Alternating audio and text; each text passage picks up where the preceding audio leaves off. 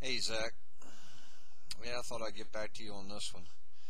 The Mike Conley plane crash.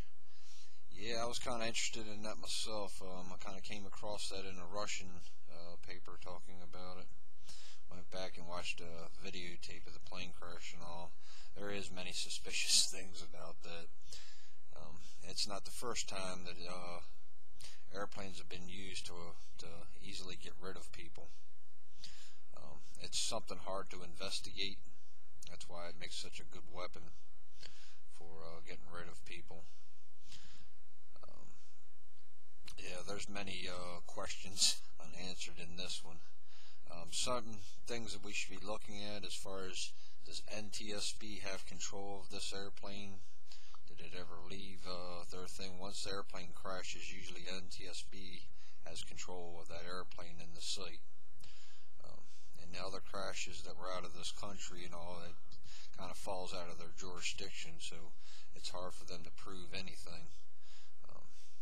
It's kind of funny lately how many times the FBI or Homeland Defense gets involved in these type things when they know nothing about plane crashes.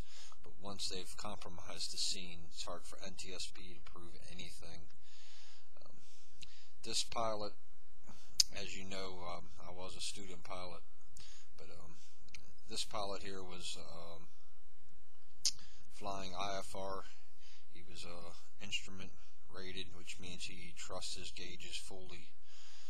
Small airplane like that, trusting his gauges the way he is, it doesn't take much for one of these airplanes to crash, because IFR means you don't basically look out the windows for your flight path and all that. You're trusting on those gauges being accurate. It doesn't take too much to mess up the accuracy of any of these gauges.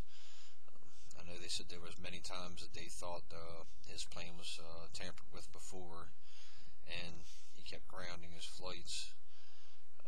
Something very interesting to look at. If NTSB does have control of this airplane, I'd be looking for some kind of box to be placed in there behind his instruments. Something that could mess with the magnetic thing of his GPS or his gauges. The biggest thing is, does NTSB have control of his airplane? To look at that can tell you everything. It is very questionable. I heard he was going for a hearing. What that happened on, I think it was Friday, and they said Monday he had a hearing on this whole thing with the voting fraud. I've being into the pilot thing, I was always into crash investigations and watching the things on Discovery and all that in the 90s. I don't think they're replaying that stuff anymore, but that's very interesting stuff about how good they are with it. They can tell you when the lights are on and all the lights were off on an airplane that's been crashed by the way that they look. They can tell whether or not it had heat on it at the time of impact. But with a GPS system and the newer digital type systems, they can't tell you an awful lot. But there's a thing called redundancy. He had two gauges in front of him. He had more or less a mechanical gauge and also the GPS. Even if he's flying IFR and picking up on a signal, he had other things to back him up. I think you'd be pretty confident in flying in those conditions. Also, Storm Tracker is something that they have on there, which is way beyond what anybody else would have in their vehicle, basically, is to be able to see storms and be able to fly around them. I don't buy it that it was a storm conditions. I don't buy it that he ran out of fuel. Just like you said about the flames, I've seen many airplanes accidents that had no flames involved at all. The vapors that are in the gas tank when it runs on empty can flame up, but they won't keep going. Unless he hit propane bottles or gasoline on the ground, there was no reason to have that ball flame unless he had fuel in those tanks. Do I think they're lying? Yes. I think they wanted basically to close all back doors and any kind of investigations on them. That's the one thing with power is, I mean, you can no longer trust the people around you when you're trying to get out of there. Much like Stalin did with his generals.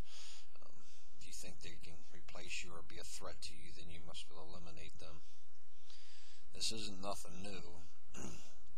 Like I said, I mean, NTSB, the reason why I keep bringing that up is because that's what happened to Flight 800, is FBI came in and it basically destroyed the scene. Once NTSB used to take over from a crash investigation and hold everything until everything was gone through. They're not quick to come out and say something. They may take a year to come out and say something, but they're very thorough in their job. But ever since the past over 10 years, I think it's actually been about 15 years now, for some reason or another, they keep getting other agencies involved in it, which destroys their investigation altogether. If you don't have a clear view of what actually happened, they can't trust their findings. That's a system that has been weakened ever since Flight 800.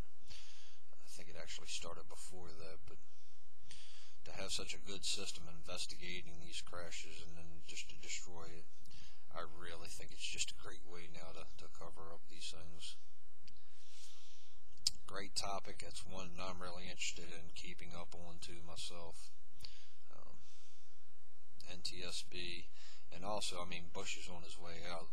There may be other people threatened right now.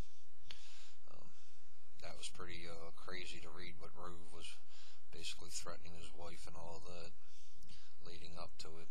Seems kind of stupid to end the guy's life that way after making threats like that. You'd almost think that maybe he really did crash, but there's too many questions here that need to be answered.